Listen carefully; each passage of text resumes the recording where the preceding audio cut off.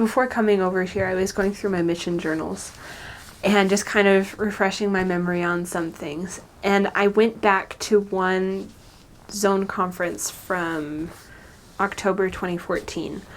And it talked about, during that conference, we talked about being a ship with no helm and how that means we have no direction, and about the little engine that could, and some other things like that. But we did this activity that I thought was really, really kind of cool. What we did is everyone in the zone conference, we went into the multicultural room and we all put on a blindfold. So we all had a blindfold on, and there were only 4 or 8 people. I think there were 8 people that were not blindfolded. And we were given these instructions as we were blindfolded and we had to move around. We were told there would be 4 voices that we should try to follow, and there would be 4 voices that would try to take us the wrong direction. And I thought, okay, I can kind of see where this is going, but it was kind of different to experience it than it was just to hear about it. So we were wandering around, and I was afraid to move at first. At first, we were kind of clumped together, and several of us sisters, we like clung to one another. We're like, okay, I don't know where we're going. Where are we going to go? Don't know where we're going to go. And then I lost them some way or another, and I was walking, and I wasn't sure where I was going, and then I heard a voice that I recognized, and like, Sister Fouts, come this way. And I wasn't quite sure if I should follow this one or not, and I could kind of hear things, and I could kind of hear like he was smiling, but I wasn't sure. And then I ran into a wall. It's like, great, I ran into a wall. And then someone else came up, and it was another voice that I recognized. Like, Sister Fouts, follow me. I know where to go. Follow me. And so he took me somewhere, and then I realized we were leaving all the noise. And I thought, okay, well, that could be a good thing. He's like, keep following me, Sister Fouts. I thought, okay. And then I realized we left the building. And I thought, I don't know if we're supposed to be outside of the building. And then he said, okay, now turn around and sit down.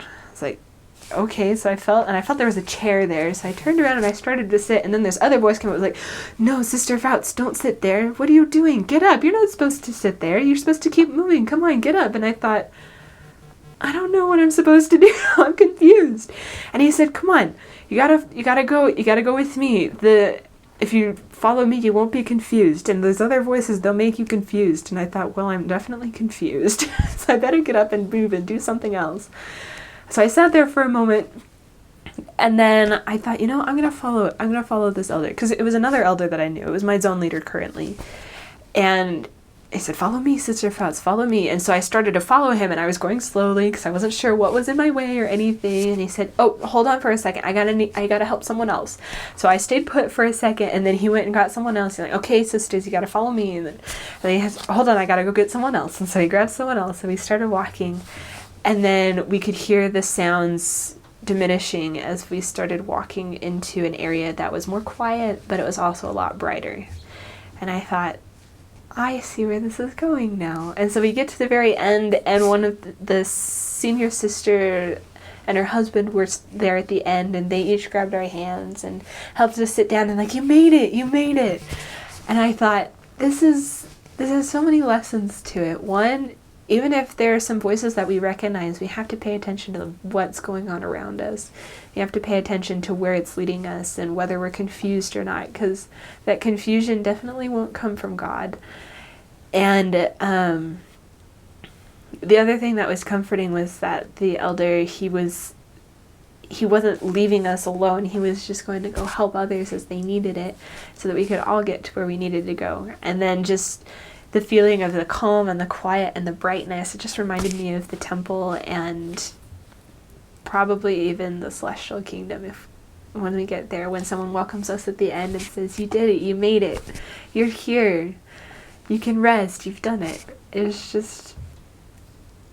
was a really cool experience to be able to go through that and have so many different thoughts come to mind in regards to how it fits in with the gospel and what I know.